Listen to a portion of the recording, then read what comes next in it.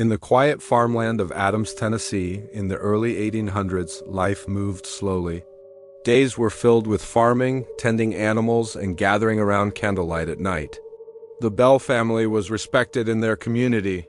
John Bell was known as a hard-working farmer, a church-going man, and someone his neighbors trusted. Nothing about the family suggested that their home would become the center of one of the most disturbing legends in American history. The strange events reportedly began in 1817 when John Bell noticed something unusual in his cornfield, an odd-looking animal with the body of a dog and the head of a rabbit. He fired at it, but it vanished instantly. Soon after, unexplained noises began inside the Bell home. Knocking sounds tapped against the wooden walls. Scratching moved across doors and floors. At night, the sounds grew louder, more deliberate, as if something intelligent was trying to get their attention. At first, the family tried to remain calm. They blamed wildlife or the creaking of old wood, but the disturbances became impossible to ignore. The children woke up screaming, claiming invisible forces pulled their hair or slapped their faces. Blankets were ripped from beds. The sounds of chains dragging across the floor echoed through empty rooms. The Bell home, once peaceful, felt invaded. Then came the voice. Soft at first, barely more than a whisper in the darkness. Over time, it strengthened into clear speech. The unseen entity could carry full conversations. It sang church hymns with perfect memory. It quoted long passages of scripture without hesitation. Eventually, it identified itself as Kate.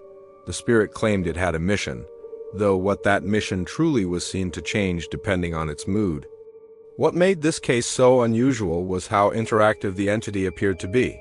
It responded directly to questions. It repeated private conversations from miles away. It seemed aware of events happening outside the home. Visitors began arriving, curious to hear the mysterious voice for themselves. Many claimed they did. Some described it as a calm female voice floating in the air. Others said it sounded harsh and cruel, filled with anger.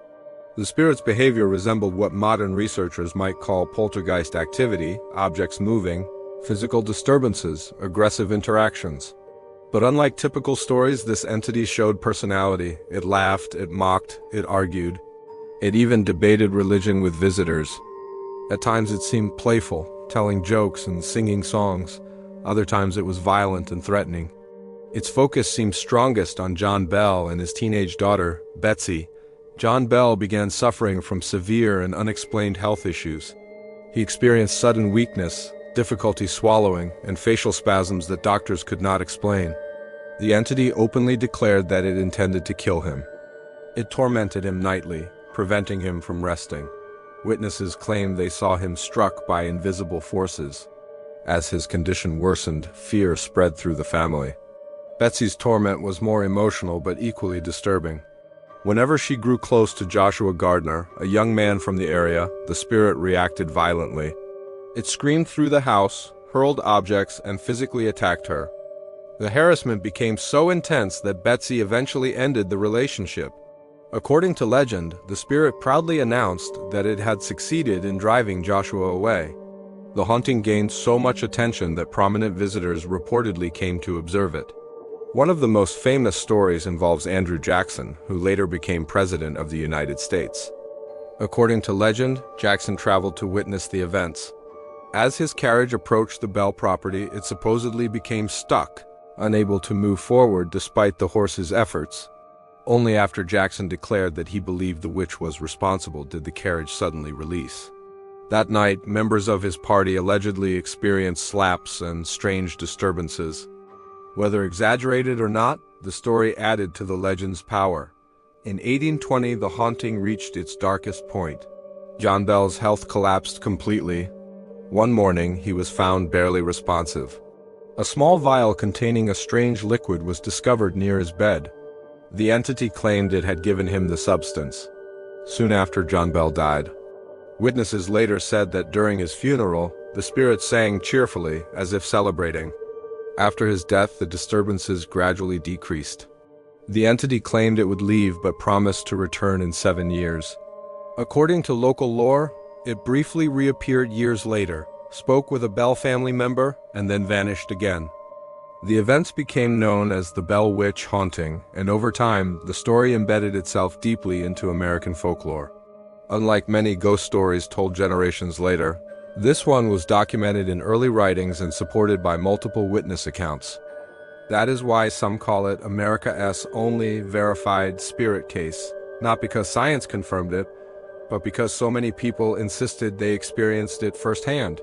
Today, the legend continues around the Bell Witch Cave in Adams. Visitors report cold air, strange sounds, and an unsettling presence in the darkness. Whether these experiences are psychological, environmental, or something unexplained remains debated. Skeptics argue that the haunting could have been fueled by stress, family conflict, or religious fear common in that era. Others suggest it may have been an elaborate hoax that spiraled beyond control. Believers, however, point to the consistency of witness accounts and the strange details that have survived for over 2 centuries.